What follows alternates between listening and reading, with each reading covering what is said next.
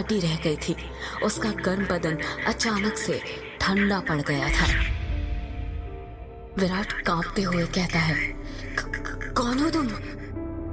वो लड़की धीरे से कहती है, मैं यक्षिणी, तेरी मौत। ये सुनकर विराट के रोंगटे खड़े हो जाते हैं और वो झट से उससे दूर हटने लगता है। पर उसी वक्त यक्षिणी उसे अपने दोनों हाथों से पकड़ लेती है और कहती है, अभी कहाँ जा रहे हो प्रियतम? मेरी प्यास अभी बुझी नहीं है। तुम तो मुझे कल, परसों, नरसों हमेशा तक जगाना चाहते थे ना? क्या हुआ?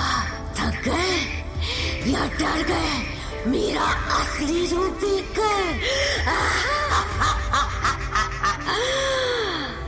विराट उसका खौफनाक चेहरा देखकर इतना डर गया था कि कुछ भी नहीं बोल पा रहा था। उसको यक्षिणी की आंखों में खुद की मौत नजर आ रही थी।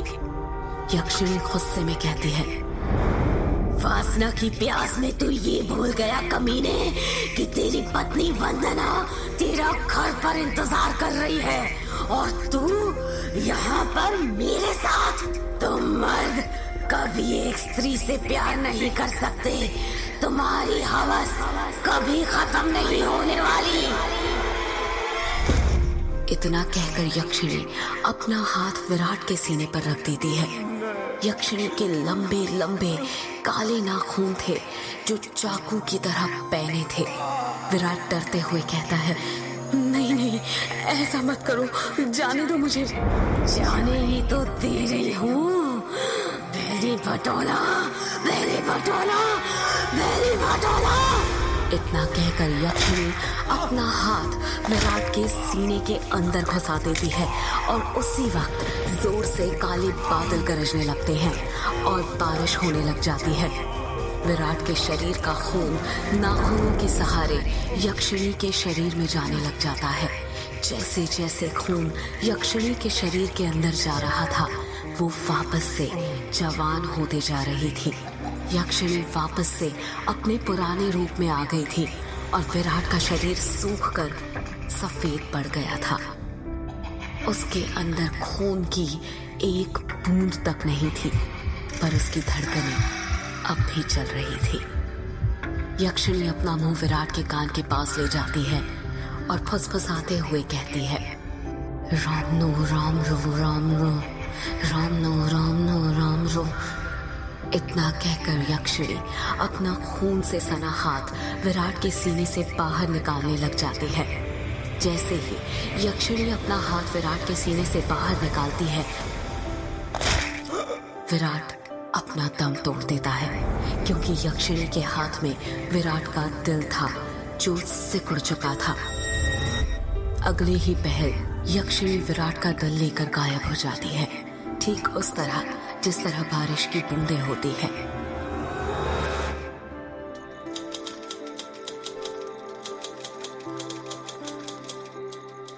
टाइपराइटर की बटन दबने की आवाज सुनाई दे रही थी। एक आदमी जो कि कोट पैंट पहना हुआ था, एक बंद कमरे में सफेद टाइपराइटर के ऊपर कहानी टाइप कर रहा था। उस आदमी ने बड़ा सा गोल चश्मा पहना हुआ था। कमरे के अंदर चारों तरफ बुक शेल्फ रखी हुई थी, जिनमें करीब 1000 से भी ज्यादा किताबें जमी हुई थी। टेबल के ऊपर ही एक एशट्रे थी, जिसमें कुछ आधी जली तो कुछ पूरी जली सिगरेट और ऐश रखी हुई थी। लेखक खुद से कहता है, चलो ये भाग तो पूरा हुआ। अब दूसरे भाग में वंदना अपने पति की मौत का बदला लेगी, साथ में यक्षिणी के अभिशाप का पता भी लगाएगी और उसे ना इस अभिशाप से मुक्ति दिलाएगी। रीडर्स को बहुत दुख होगा विराट की मौत से, पर क्या करे, मौत होगी तभी तो हॉरर कहानी आगे बढ़ेगी ना। इतना कहकर लेखक एक सिगरेट जलाता है और उसके कश खींचते हुए अपने मोबाइल से किसी को फोन करने लग जाता है।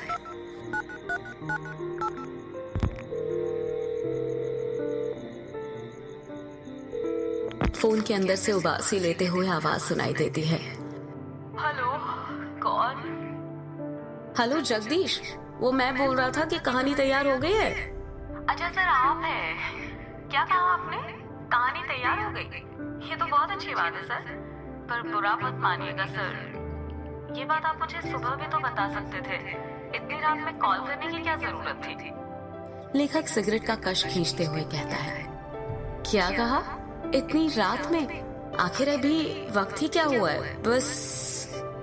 लेखक ने इतना कहा ही था, तभी उसकी नजर उसके हाथ की पुरानी सी वॉच पर पड़ती है और वो देखता है कि रात के 3:05 हो रहे थे। लेखक अपनी गलती महसूस करते हुए कहता है, अरे 3 बज गए, इतनी रात हो गई। मुझे तो पता भी नहीं चला। मुझे तो लगा अभी 9-10 ही बज रहे होंगे। कोई बात नहीं सर, मैं समझ सकता हूँ। आप इतनी लगन के साथ इतनी कहानी लिखते हैं कि आपको वक्त का एहसास ही नहीं होता। हाँ, ये तो है। देखना, जब ये किताब आएगी ना तो लोगों के रोंगटे खड़े हो जाएंगे। रात रात भर जागकर ये कहानी लिखी है मैंने। वो तो होनी ही है सर। आखिर आपकी कहानी में जान होती है, इतनी जान कि सोए हुए मुर्दों को भी जगा देते और उनको भी कहानी सुनने के लिए मजबूर कर देते। वैसे अभी जो कहानी आपने लिखी है उसका नाम क्या है? इस कहानी का नाम है यक्षिणी एक डायन। मोबाइल के अंदर से हैरानी के साथ आवाज सुनाई देती है।